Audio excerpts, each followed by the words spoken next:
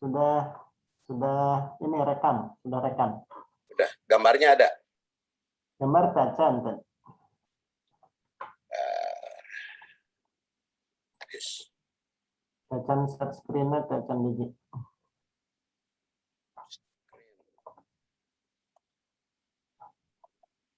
Udah. Ya, atas Pak. Direkor udah ya? Iya. Baik. Assalamualaikum warahmatullahi wabarakatuh. Waalaikumsalam warahmatullahi wabarakatuh. Alhamdulillah wassalatu wassalamu ala Rasulillah wa ala alihi wa sahbihi wa mawala. Amma ba'du fa ya ibadallah usikum wa iyaya bitaqwallah fa inna jannata uiddat liman ittaqah. Selamat jumpa adik-adik mahasiswa baru Fakultas Tarbiyah. Perkenalkan, nama saya tadi adalah Bu Saifuddin, ASM. Ini saya ngajar di Unisba sejak tahun 1986, Desember 1986. Jadi sudah 35 tahun ya, sampai sekarang. Dan saya mendapat tugas dari panitia, judulnya anti radikalisme. Jadi bukan membahas radikal, tapi anti radikalisme. Tapi kalau kita ingin tahu apa itu radikalisme, tentu saja harus kita kaji, teliti, ditinjau dari sudut bahasa maupun istilah. Baru nanti bagaimana, apakah kita harus anti radikalisme atau mesti radikalisme atau mau radikalisme atau tidak. Radikal kalau ditinjau dari sudut bahasa katanya itu bahasa Latin. Radikal itu aslinya yang berarti akar. Sehingga radikalisme itu dipahami suatu aliran yang ingin mengubah sesuatu dari akarnya. Dan radikalisme itu bisa di dalam politik, bisa di dalam keagamaan, bisa di dalam teknologi, ya, sosial, maupun apapun. Radikalisme. Sehingga dipahamilah radikalisme itu suatu aliran yang berusaha ingin mengubah sesuatu dari mulai ke akar-akarnya secara frontal atau secara perubahan yang langsung, tidak melalui tahapan-tahapan tertentu. Itu dipahami sebagai radikal. Jadi kalau radikalisme di dalam politik ingin mengubah politik secara langsung dari akarnya ke suatu aliran atau ke suatu keinginan apa yang ia percayai. Jadi disimpulkan radikalisme itu adalah suatu paham yang dibuat oleh sekelompok aliran yang menginginkan perubahan atau pembaharuan sosial atau politik secara drastis dengan menggunakan cara kekerasan atau mencapai perubahan kondisi yang secara sekaligus. Itu radikalisme. Jadi kalau di Indonesia, BIN itu kan, Anda kenal kan BIN itu? Apa itu? Badan Intelijen Nasional. Itu kan paham kalau yang bangsa Indonesia yang radikal adalah yang ingin mengubah 4 hal kepada sesuai dengan apa yang ia inginkan. 4 hal itu apa? Pancasila, UUD 45, Bhinneka Tunggal Ika, apalagi? Satu lagi,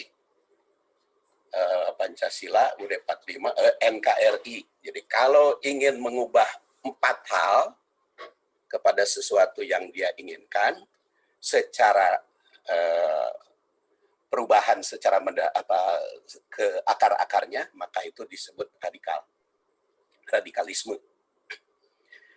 Kalau umat Islam tentu menyebut radikal kepada orang yang ingin mengubah hukum Islam secara frontal atau anti-Islam secara berakar, antinya itu, maka itu disebut radikal. Jadi dijadikan istilah oleh masing-masing, ya. Jadi kalau menurut pemerintah sekarang, radikal itu adalah yang anti Pancasila, UUD 45, NKRI, Bhinneka Tunggal Ika. Yang anti terhadap 4 hal ini disebut radikalisme. Yang tentu saja orang radikal itu tidak akan demokrasi karena menginginkan sesuatu secara langsung. Jadi kalau demokrasi tidak akan radikal. Kalau orang radikal pasti tidak akan demokrasi. Nah, bagaimana kalau Islam? Apakah itu radikal ataukah tidak? Kita lihat aja dulu. Islam itu Quran dan hadis. Orang yang mengajak masuk Islam secara kapah, apakah itu termasuk radikal? Kenapa? Karena difirmankan oleh Allah Subhanahu wa taala, a'udzubillahi minasyaitonir rajim, ya ayyuhalladzina amanu dkhulu fis-silmi kafah wa la tattabi'u khutuwatis syaitan innahu lakum aduwwum mubin. Hai orang yang beriman, masuklah kepada Islam secara kafah. Kafah itu ada 2 makna yang sangat singkat. Kafah itu seluruhnya masuk Islam. Ada juga yang dipahami masuk Islam secara keseluruhan. Wala tattabi'u khutuwatis syaitan, jangan mengikuti jejak langkah setan. Innahu lakum aduwwum mubin. Sungguhnya setan itu musuh yang nyata. Jadi berdasar ayat ini, setiap orang mukmin harus masuk kepada Islam secara kapah. Kedua, wala tattabi'u khutuwatis syaitan.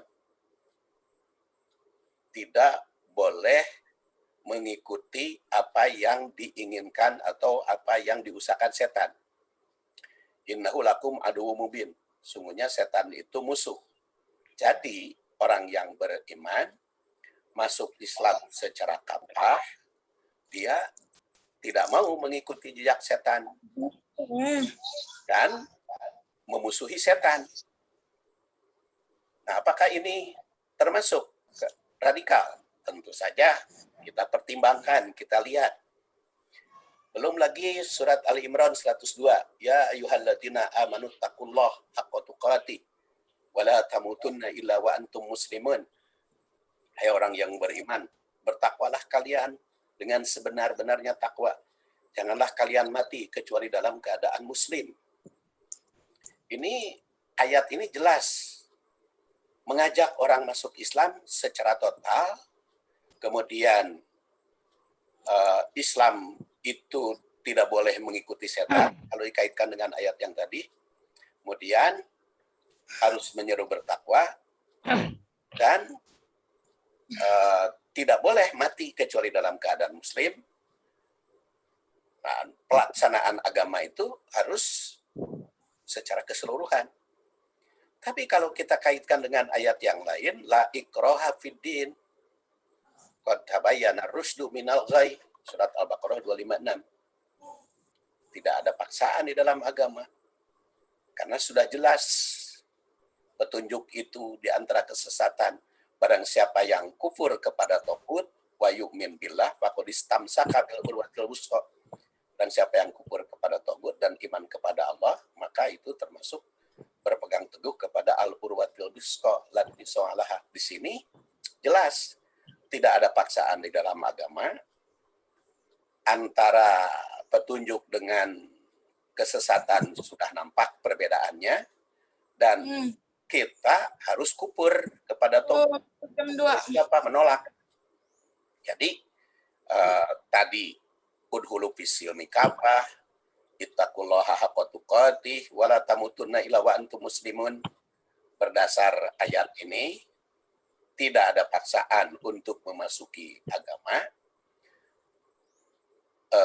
Islam harus jelas, tapi kalau berpegang teguh kepada Islam harus kufur kepada togut.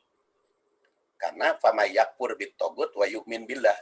Jadi iman kepada Allah itu harus kufur kepada togut. Maka itulah yang berpegang teguh. Dan Allah itu maha mendengar, lagi maha mengetahui.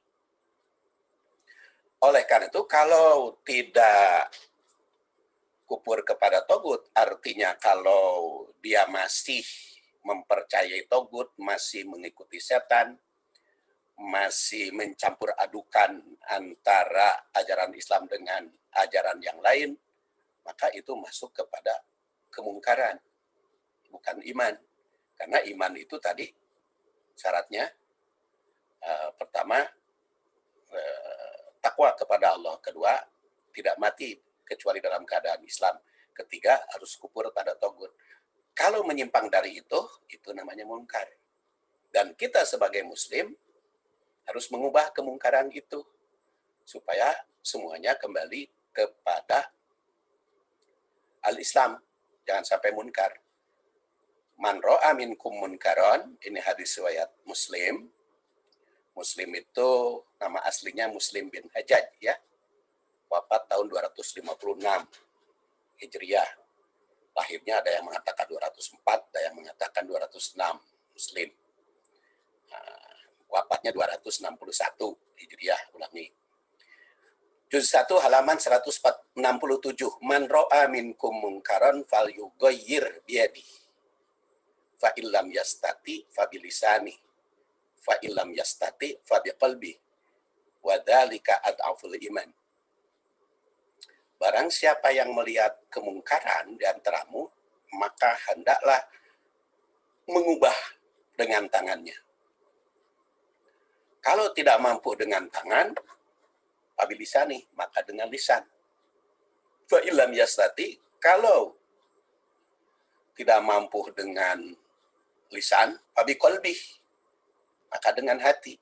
Tapi di sini tandaskan yang mengubah dengan hati itu ad'aful iman, itu lemah imannya. Jadi berdasar hadis riwayat Muslim, yang bukan 256, 261 ya. Ulangi tadi. Tegas. Siapapun melihat kemungkaran mesti diubah dengan tangan. Jika tidak dengan tangan, maka harus dengan lisan. Jika tidak mampu dengan lisan, maka dengan hati. Namun orang yang tidak mampu dengan tangan dan lisan, hanya dengan hati, itu ada full iman. Padahal kita diserukan oleh Allah Subhanahu wa Ta'ala. Ya ayyuhalladzina amanu, harus kuat iman itu. Jangan jadi lemah iman. Ya, kalau tidak punya kemampuan untuk mengubah dengan lisan dan mengubah dengan kekuasaan, itu ada full iman. Jadi itu tegas di dalam hadis Rasulullah Shallallahu Alaihi Wasallam. Dan kita juga lihat di dalam surat Ali Imran 104, wal takum minkum ummatun yad'una ilal khair wa ya'muruna bil ma'ruf wa yanhauna 'anil munkar wa ulaika humul muflihun.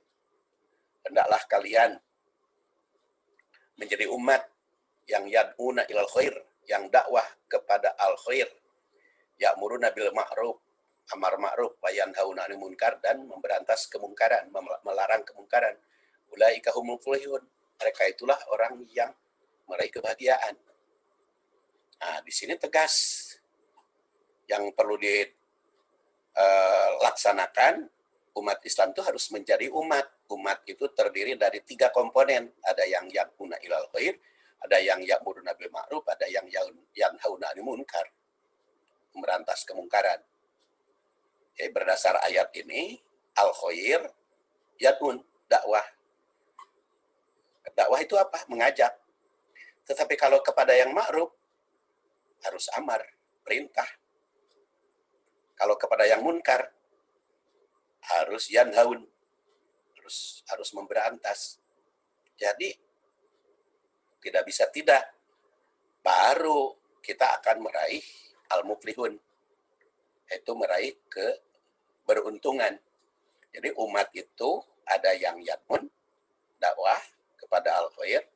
Apa itu al-khair? Kata At-Tabari, itu wafatnya 220. Imam At-Tabari itu Syekhul Mufassirin, guru besar tafsir.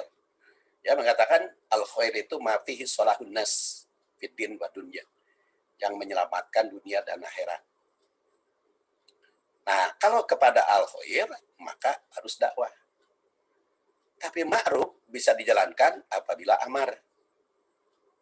Nah, ma'ruf itu apa? Mastahsanahu syar'u wal aqlu, yang dianggap benar oleh akal dan syara. Itu amar ma'ruf. Wa yanhauna 'anil munkar, munkar adalah mastaqbahu syar'u wal aqlu, yang dianggap buruk oleh syariah dan akal pikiran. Jadi berdasar surat Ali Imran 104, umat Islam itu harus ada yang dakwah, mengajak kepada kebenaran. Mungkin ini komponennya fakultas tarbiyah. Itu fakultas tarbiyah mengajarkan untuk rajin atau melaksanakan dakwah.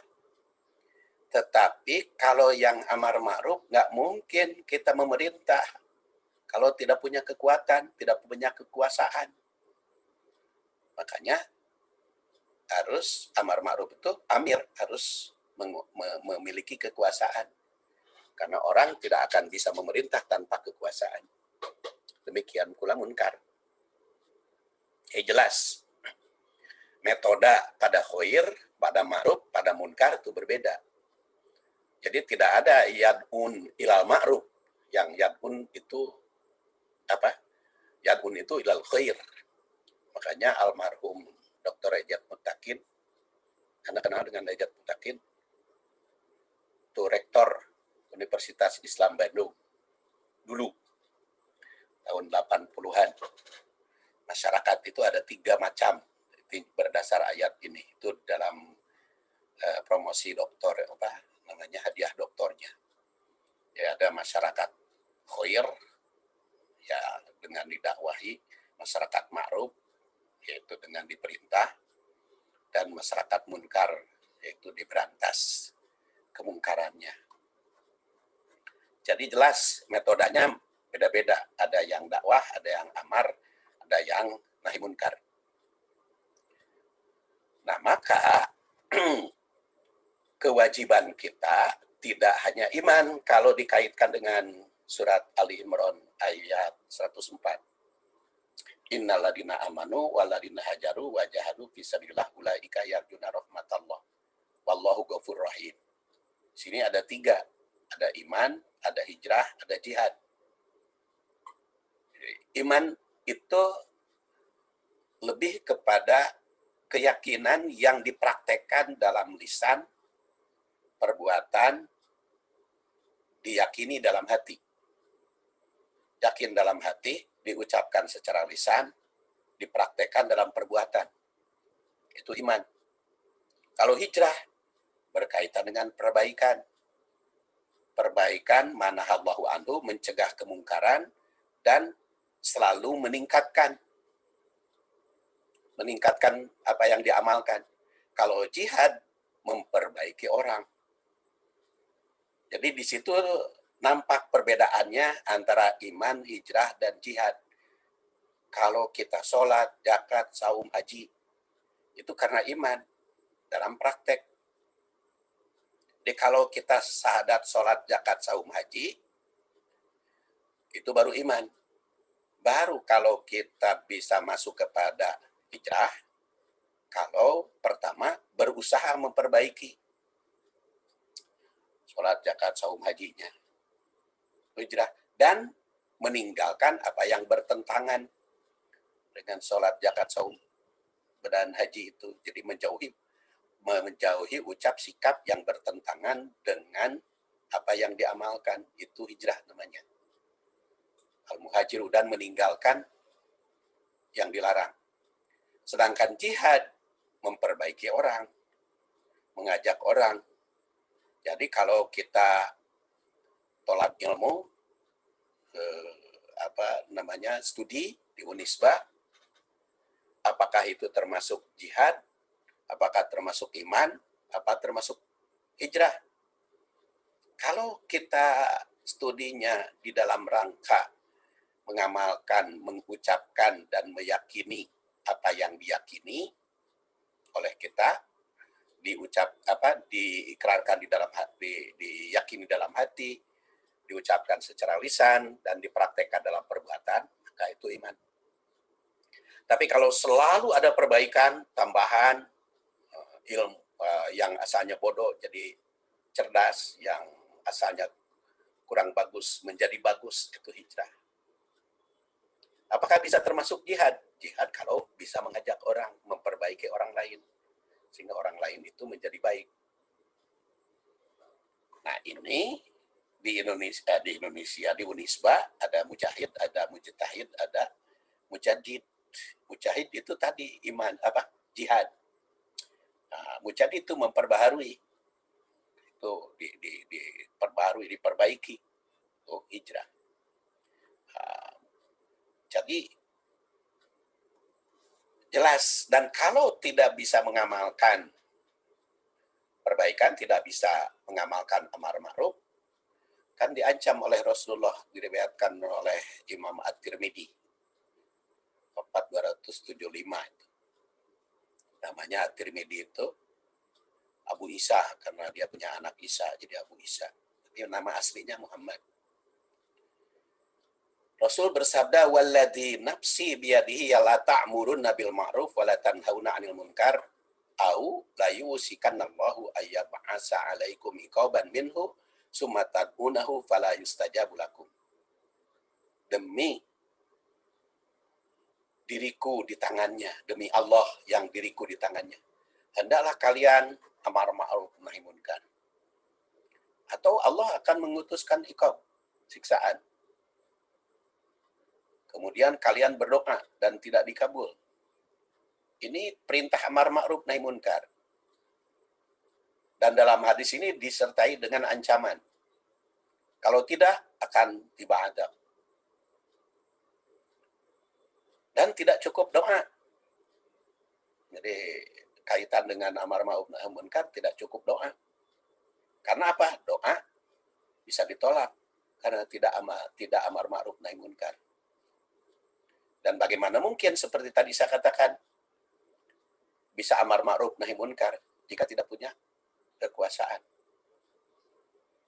Oleh karena itu setiap muslim dituntut meraih kekuasaan. Jadi kalau tadi orang radikal itu adalah yang mau memiliki kekuasaan, maka itu perintah memiliki kekuasaan. Itu sebab kalau tidak memiliki kekuasaan, tidak mungkin bisa amar ma'ruf. Tapi kalau kita perhatikan Rasulullah, ternyata semua itu dilakukan secara bertahap. Umpamanya beliau dakwah 23 tahun sejak diangkat jadi Rasul sampai wafat, itu dibagi dua periode Makkiyah dan periode Madinah. Dan itu dengan 7 tahapan Islahul Aqidah ini. Bukan kop ya, bukan sah. Islahul Aqidah. Mulai dari perbaikan akidah. Kedua, Islahul Ibadah, ibadahnya diperbaiki. Kemudian hijrah dari Mekah ke Madinah. Bukan hanya dari Mekah ke Madinah, tapi ke berbagai tempat. Lalu mendirikan masjid, iqamatul masjid. Itu mulai dari Masjid Kuba ketika hijrah. Terus ikhwaul ummah, mempersaudarakan. Terus mengubah masyarakat yang asalnya Yasrib menjadi Al-Madinah Al-Munawwarah. Nah, baru nanti iqrarud daulah. Jadi Rasulullah SAW secara bertahap. Jadi apakah Rasul itu radikal? Maka kalau kita perhatikan tahapan-tahapan, tidak bisa disebut radikal, karena radikal mah perubahannya secara frontal, secara sekaligus pada saat itu. Tapi ternyata Rasulullah secara bertahap. Dan semua tahapan itu ditempuh periode Makkiyah Madinah dalam waktu 23 tahun, tapi tetap mendapat tantangan walaupun secara bertahap, sehingga tidak kurang dari 23 kali Rasul diperangi. Jadi oleh karena itu mulai dari ucapannya, sikap dan perbuatan, Rasul itu selalu melalui tahapan-tahapan. Ucapannya ada qaulun ma'ruf, qaulan ma'rufa, qaul yang baik seperti dalam surat An-Nisa ayat 5. Wala tu'tus sufaha amwalakum allati ja'alallahu lakum qiyama warzuquhum fiha waqsuhum wa qulu lahum qaulan ma'rufa. Ucapannya ma'ruf. Ma'ruf itu tadi mastahsanahu syar'u wal aqlu. Dianggap baik oleh adat kebiasaan akal manusia dan tidak bertentangan dengan syariah. Terus ada qaulan sadida, itu mulai dari ucapan. Itu dikatakan wal yahsaladina lautaroku au bihim duriyatan di'afa wa fu alaihim falyattaqullah wal yaqulu qaulan sadida. Ini bukan syadida ya. Sadida. Apa bedanya syadid dengan sadid? Kalau syadid itu keras. Kalau sadid itu benar, tepat. Mau apa aku? Ya ada buntut Kemudian kucing dong di kamera aku. ada qaulan baligha. Ulaika alladziina ya'lamullah ma fi qulubihim fa'rid anhum wa'idhum wa qul lahum fi anfusihim qaulan baligha. Ucapan yang masuk sampai pada sasaran. Qaulan baligha. Terus ada juga qaulan karima. Qaulan karima, ucapan yang mulia. Ini berkaitan dengan ibadah kepada Allah, baik kepada orang tua, kepada keluarga, kepada orang tua juga qaulan karimah. Kemudian qaulan maisuro, ucapan yang mudah dipahami. Qaulan maisuro, yang mudah. Kemudian sikap terhadap penguasa digambarkan oleh Al-Quran bagaimana Nabi Musa idhaba ila fir'aun innahu tagha faqula lahu qaulan layyinan, lemah lembut. Kemudian itu tadi ucapan ya, ucapan. Kemudian di dalam sikap itu yang kita kenal surat Al-Mujadilah 11. Ya ayyuhalladzina amanu idza qila lakum tafassahu fil majalis fafsahu yafsahillah lakum wa idza qila suju fansuju yarfa'illah alladzina amanu minkum walladzina utul ilma darajat wallahu bima ta'maluna khabir. Di sini idza qila lahum tafassahu fil majalis fafsahu. Dalam sikapnya mempersilahkan, memberikan peluang orang lain yang punya pandangan. Sehingga ketika diminta bergeser, dipersilahkan geser, artinya memberikan kesempatan kepada pihak lain yang jadi tidak frontal tadi. Kalau yang radikal kan pendapat orang dianggap salah. Kalau ini diberi kesempatan. Dan wa idza qila sujud kan sujud. Dan dikatakan di dalam ayat ini juga Allah meninggikan orang yang beriman dan berilmu. Jadi memberi kesempatan pada pendapat lain. Tapi pendiriannya teguh. Tapi sangat hormat. Itu dalam sikap berdasar Al-Quran ini. Dan ketika ucapannya membikin orang sakit, membikin orang tersinggung, maka Rasul menegur. Seperti kepada Siti Aisyah, istri Rasul yang wafat tahun 57 Hijriah. Kan pernah itu ada seorang Yahudi datang kepada Rasul, dia mengatakan, Assam alaik ya Abal Qasim. Maka Rasul menjawab, Wa'alaikum. Tapi Aisyah mengatakan, qalat Aisyah, alaikumusam wadam. Aisyah itu mengatakan, kan orang Yahudi itu mengatakan, hancur, racun bagimu, Abu Qasim. Rasul menjawab, waalaikum. Tapi kalau Aisyah mengatakan, asam wadam, kamu tercela, terkutuk. Langsung Rasul bersabda, ya Aisyah la takuni fahisyah. Kamu jangan berkata yang seperti itu, fahisyah. Kata Aisyah, ma sami'ta, apa engkau tidak mendengar? Maqalu, apa yang diucapkan? Begitu mereka mengatakan assalamualaikum, maka saya jawab dengan keras. Maka kata Rasulullah, apakah Anda tidak mendengar jawaban saya? Kan jawaban saya waalaikum. Nah, itu Rasul memberikan nasihat. Jadi walaupun kata orang Yahudi kata apa yang bertentangan, tetapi kalau ternyata sudah jelas salah juga, tapi jawabannya jangan membuat orang tersinggung. Dan ini juga kita lihat dalam surat Al-Hujurat ayat 11.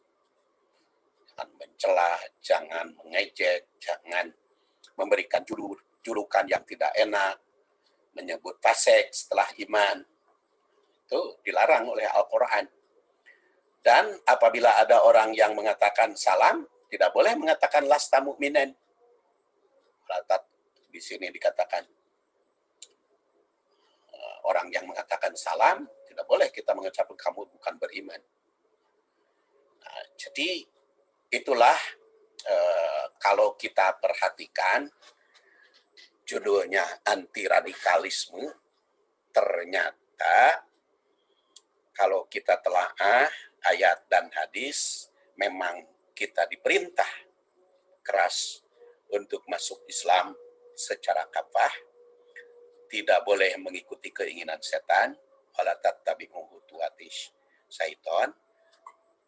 Tetapi di dalam berdakwah atau di dalam menegakkannya ada dakwah, ada amar ma'ruf, ada nahi munkar. Dan ternyata Rasulullah SAW pun melakukan dakwahnya secara bertahap, seperti dalam hukum Islam. Ada muamalat, munakahat juga itu semuanya bertahap. Riba, hukum riba bertahap 4 tahapan, khomer juga demikian.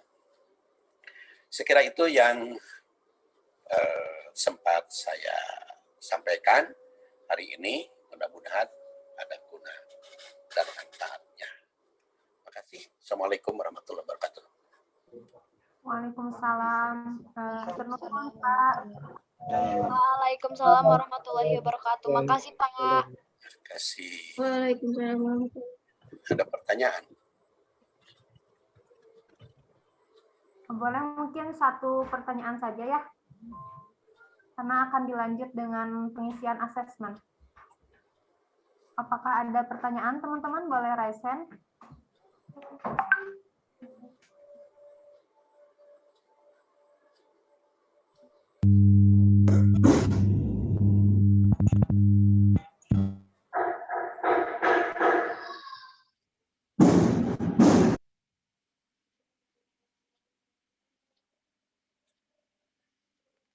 Sudah ada?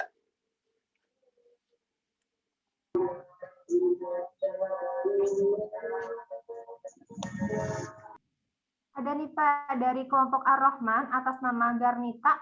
Ya. Ya, silahkan. Assalamualaikum Pak. Waalaikumsalam warahmatullahi wabarakatuh. Pak, ini kalau misalkan kita tahu satu kemungkaran, terus kita udah coba untuk ngasih tahu, untuk ngajak dia buat keluar dari kemungkaran itu, tapi dianya masih bersikukuh gitu sama dia percaya kalau apa yang dia jalani, apa yang dia pegang itu tuh